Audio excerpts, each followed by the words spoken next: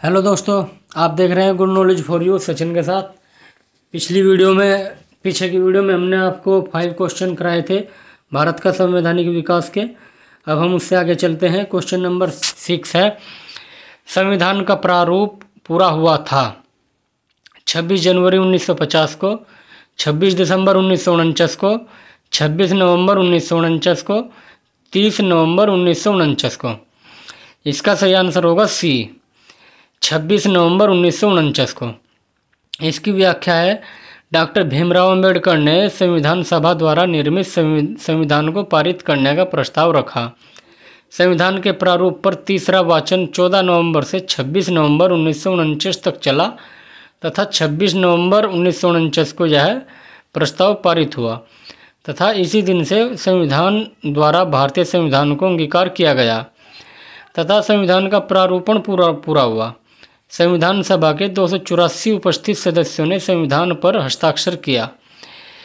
इसमें महिला सदस्यों की संख्या 8 थी, जिसमें सरोजिनी नायडू, हंसा मेहता और दुर्गावती देशमुख प्रमुख थी। संविधान सभा के निर्माण में कुल 2 वर्ष 11 महीने 18 दिन का समय लगा, जिसमें कुल 11 बैठकें हुई तथा इसके प्रारूप पर 114 दिनों तक विचार हुआ। संविधान के निर्माण में कुल 64 लाख रुपए खर्च हुए। संविधान सभा की अंतिम बैठक 24 जनवरी 1950 को हुई तथा इसी दिन डॉक्टर राजेंद्र प्रसाद को भारत का प्रथम राष्ट्रपति चुना गया। प्रारूप समिति के सदस्य जो थे वह नीचे दिए गए हैं। गठन इसका 29 अगस्त 1947 को हुआ था। इसके सदस्य, प्रारूप समिति के सदस्य थे डॉक्टर भीमराव अंबेडकर, जो कि समिति के अध्यक्ष थे, N Gopal Swami Ayyangar, K M Munshi, Alladi Krishnaswami Ayyar, Syed M Saadulla, B L Mitra. बाद में एन माधव राव बने थे। D P Khaitan. मृत्यु के पश्चात टी टी कृष्णामाचारी इसके सदस्य बने थे। क्वेश्चन नंबर 7, संविधान सभा की प्रारूपण समिति के अध्यक्ष कौन थे? इसका सही आंसर होगा ए, डॉक्टर भीमराव अंबेडकर जो थे प्रारूपण समिति के अध्यक्ष बने थे। क्वेश्चन नंबर 8, सूची फर्स्ट से सूची सेकंड को सुमेलित कीजिए। सूचियों के नीचे दिए हुए कूट का सही प्रयोग, सही उत्तर का चयन कीजिए। सूची फर्स्ट जो दी गई है इसमें ए राज्य के नीति निर्देशक तत्व हैं, बी मूल अधिकार हैं, सी संघ राज्य संबंधों की सूची समवर्ती सूची है, डी भारत राज्यों का संघ है तथा संघ में अधिक शक्ति निहित है। इसे किस देश से लिया गया है? सूची सेकंड में यह दिया गया है, Australia, Canada, Ireland, United kingdom, संयुक्त राज्य अमेरिका। इसका सही आंसर होगा डी। भारतीय संविधान के जो तत्व हैं वे एक साइड में हैं और देश जहाँ से इन्हें अपनाया गया है वो एक साइड में है। राज्य के नीति निर्देशक तत्व जो हैं वो आयरलैंड से लिए गए हैं। मूल अधिकार जो है वो संयुक्त राज्य अमेरिका से लिए गए हैं।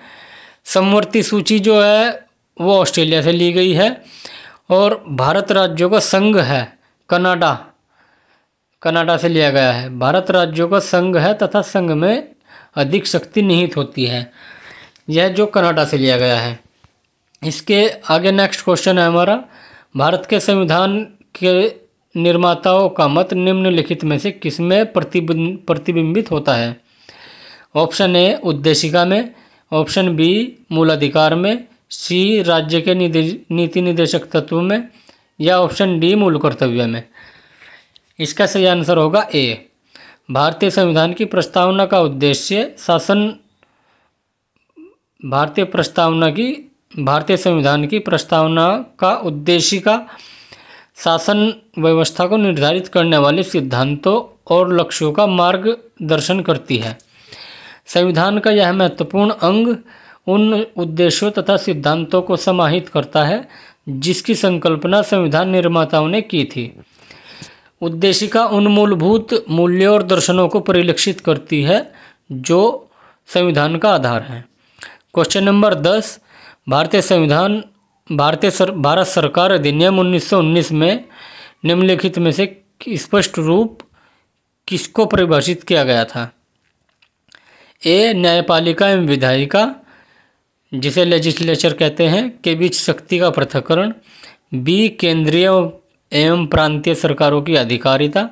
सी, भारत के सेक्रेटरी ऑफ स्टेट एवं वायसराय की शक्ति। या ऑप्शन डी, उपयुक्त में से कोई नहीं।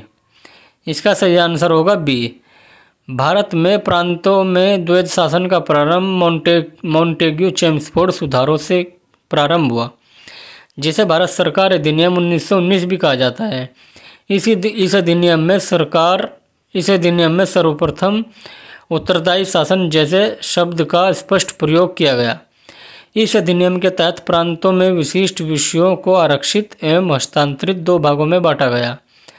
इसमें हस्तांतरित विषयों का प्रशासन विधायिका के चयनित सदस्यों को सौंपा गया, जबकि आरक्षित विषय गवर्नर के कार्यकारिणी के पास ही रहे। ये थे हमारे 5 क्वेश्चन, इन्हें मिलाकर 10 क्वेश्चन हो गए हैं। अब